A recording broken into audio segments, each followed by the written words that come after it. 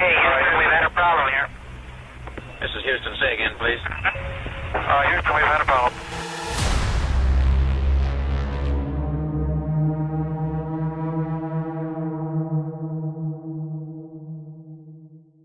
Devant des millions de téléspectateurs, le 21 juillet 1969, un homme s'apprête à marquer un petit pas pour l'homme, mais un bond de géant pour l'humanité. La mission Apollo 11 fera ainsi de Neil Armstrong le premier homme à avoir marché sur la Lune. Bon, d'accord, je vous vois venir les complotistes, oui, c'était cinématisé, c'est pas vraiment vrai. Taisez-vous, fermez-la. Et puis même si c'est vrai que c'est faux, pourquoi vous voulez tout gâcher? Pourquoi vous voulez toujours tout gâcher? Alors maintenant, tout le monde se tait et on admire la beauté de la Lune, plutôt la beauté de l'espace. Eh bien écoutez, il faut dire que l'Amérique, après avoir conquis la Lune, ils veulent continuer leur lancée et on veut toujours aller de plus en plus loin. Après Apollo 11, Apollo 12, vive Apollo 13. Vamos. Il faut dire que moins d'un an après la mission Apollo 11 qui a permis à monsieur Neil Armstrong de devenir ce premier homme à avoir marché sur le satellite blanc doré. Bon, tu vas faire la vidéo et tu vas la fermer. Oui, merci, au revoir. Eh bien, figurez-vous que 3 astronautes s'apprêtent à partir du 11 avril 1970 à reprendre le chemin menant vers la belle Lune. Bon, maintenant pour aller sur la Lune, il nous faut bien un petit équipage. L'équipage est composé dans un premier temps de Jim Lovell, qui va être ici le commandant général, voilà, le commandant, le chef, le patron, celui qui dirige, c'est lui le patron, bref. Ensuite, on a Jack Swigert qui est le pilote du module de commande. Puis on a Fred Haise, le pilote du module lunaire. Bon, oui, je sais, je parle comme une personne qui s'y connaît dans la NASA, alors que pas du tout, je suis extrêmement nul. Bon, en gros, écoutez, lorsqu'on va dans l'espace, et bien plutôt lorsqu'on va aller sur la Lune, il y a 2 parties du vaisseau. Bien, les 2 parties du vaisseau, on a d'abord le module de commande, donc c'est celui où on est situé principalement, et puis on a ce qu'on appelle aussi le LEM, bon, en tout cas le module lunaire. Bon, module lunaire, c'est celui qui va permettre d'atterrir sur la Lune et de se poser, et puis lorsqu'il faudra repartir, c'est celui-là qui va nous permettre de repartir. On laisse une partie en bas, mais il y a une partie, ok, je n'explique pas très bien. Mais écoutez, restez concentrés. Écoutez, regardez-moi dans les yeux. Regardez-moi, ok? Pour que les gens comprennent, il faut quelque chose, un schéma. Alors là, on a le vaisseau. Il est divisé en 2 parties. Regardez. Là, on a la deuxième partie. Ici, c'est le module de commande. Et ici, c'est le module lunaire. D'accord? On s'est compris? C'est très important. Retenez ça parce que sinon, on va pas s'entendre. On va pas comprendre l'histoire. Ça va devenir très chiant. Je dois respirer. Maintenant, il va falloir partir sur la Lune. À 12h13 heure de Floride, eh bien, notre équipage va se diriger vers la Lune. Et d'ailleurs, il sera 13h13 heure de Houston. Après avoir effectué les petits réglages lorsqu'il décolle, eh bien, tout est bien qui finit bien. Voilà. Tout est bien qui commence bien. En tout cas, c'est ça. Ce que j'ai oublié de dire, c'est que dans le LEM, le module lunaire, eh bien, il n'y a de la place que pour 2 astronautes. Et en fait, c'est Lovell et Haise qui étaient censés eh bien, poser le pied sur le satellite, sur la Lune. Donc, on a une partie qui est assez grande et une autre partie qui est plus petite. Et il va falloir avoir seulement 2 personnes. Je rappelle qu'ils sont 3. Après quelques heures de vol, et plus précisément environ 60 heures, 56 heures de vol, les opérateurs au sol vont demander aux astronautes de procéder à une opération de routine, c'est-à-dire le brassage des réservoirs du module de service. Donc en fait ici, ils vont permettre de fournir l'air respirable aux astronautes et ils vont alimenter les piles à combustible produisant l'électricité et l'eau. Mais soudain, eh bien, le vaisseau se trouvant à plus de 300 km de la Terre va faire de petites vibrations qui va faire paniquer clairement nos astronautes. Et là, c'est la panique. Plusieurs alarmes vont se déclencher par-ci, là. C'est fini, c'est la panique totale, mais nos astronautes, ce sont des bonhommes, écoutez bien. Bon, ils ont tout de suite capté qu'il faut prévenir à la Terre, en tout cas, les gens qui vont gérer en bas, qu'il y a un gros souci. C'est à cet instant qu'on a la fameuse phrase. Là, il faut redescendre tout de suite parce que les réservoirs d'oxygène vont aussi commencer à manquer. Donc, si on n'a plus d'air, on meurt. Oui, je pense que ça, tout le monde l'avait compris. Notre équipage va donc devoir se réfugier dans le module lunaire, à savoir le LEM. Mais attention, les réserves d'oxygène de ce module lunaire ne permettent de tenir que 2 jours quand 2 personnes s'y trouvent. Et le problème, c'est qu'on est 3. Donc, le plus simple, vous savez quoi? Et allez, on va faire plouf plouf. Celui qui sera désigné va descendre. Non, c'est clairement pas la solution retenue. Il va falloir ramener les 3 astronautes. Pas de question d'en laisser ne serait-ce qu'un seul sur l'espace. Et d'ailleurs, on estime qu'il faudrait carrément une centaine d'heures, je dis bien une centaine d'heures pour retourner sur la Terre. Donc là, concrètement, il n'y a pas assez d'oxygène pour faire le retour. Nos astronautes, ils sont pris en barbecue, ils sont cuits. Il n'y a plus d'oxygène, mais restez calme. Non, moi je prends direct le revolver, pam, c'est fini.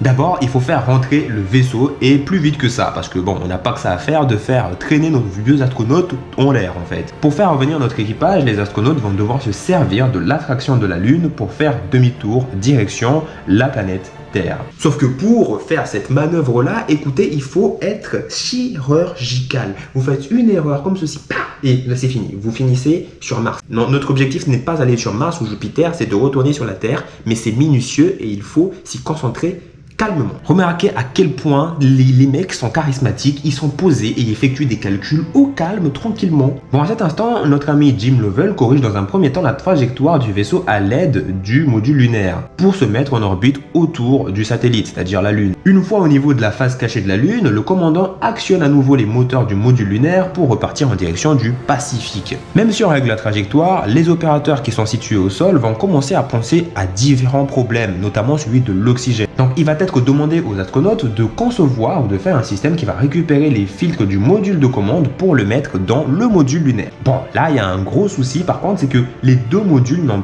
pas été construits par le même fabricant. On a un truc qui est fait par A et on a un truc qui est fait par Z.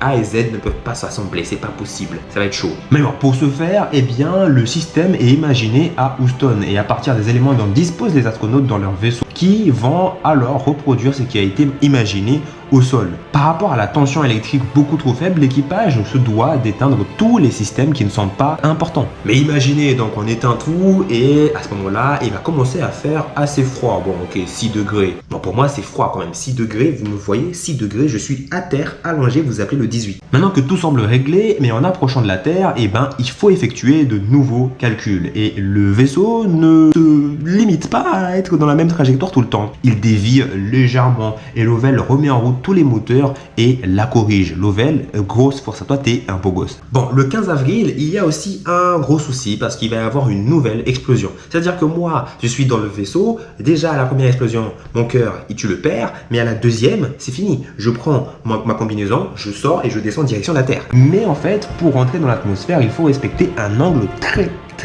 précis. Tu fais une petite erreur de rien du tout et tu finis dans le gravier. Voilà, au lieu d'aller au Pacifique, tu vas finir en Inde. Bon, maintenant avec un vaisseau endommagé, vous imaginez bien que les corrections de trajectoire sont des choses qui vont être très importantes à faire et encore plus difficiles à réaliser avec un vaisseau aussi cassé. Bon, maintenant le retour est imminent et il va falloir être très patient et surtout très calme. Plus le vaisseau est proche de la Terre et plus la pression va commencer à monter. Et après une nouvelle explosion encore une fois, eh bien, il faut corriger la trajectoire. Ce qui est fait. Les 3 astronautes et donc notre magnifique équipage va rentrer dans l'atmosphère. Mais après avoir regagné le module de commande et largué le module de service et le LEM, notre équipage rentre dans l'atmosphère. Problème, sauf à cause des interférences aussi, imaginez, tout va vite, c'est du n'importe quoi.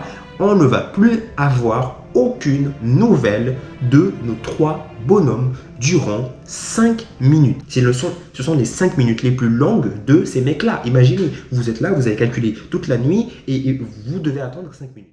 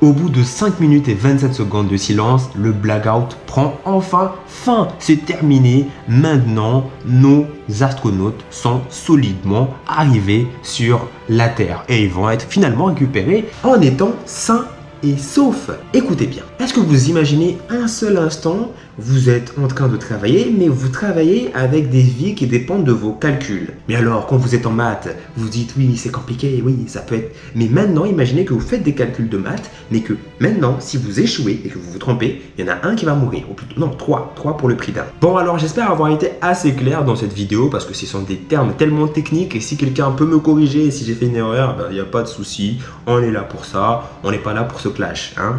Sinon je te bloque, merci. Bref, en tout cas, une histoire magnifique, un grand GG à ces mecs-là, franchement, un sang-froid de fou malade. Ils ne verront jamais cette vidéo, mais ce n'est pas grave. Il faut que les gens sachent qu'il y a des mecs ici qui ont des coronets en or, ok? Il faut le dire. Une magnifique histoire qui s'est bien terminée. Et sur ce, tout le monde, prenez soin de vous. On se dit à très bientôt pour la prochaine histoire.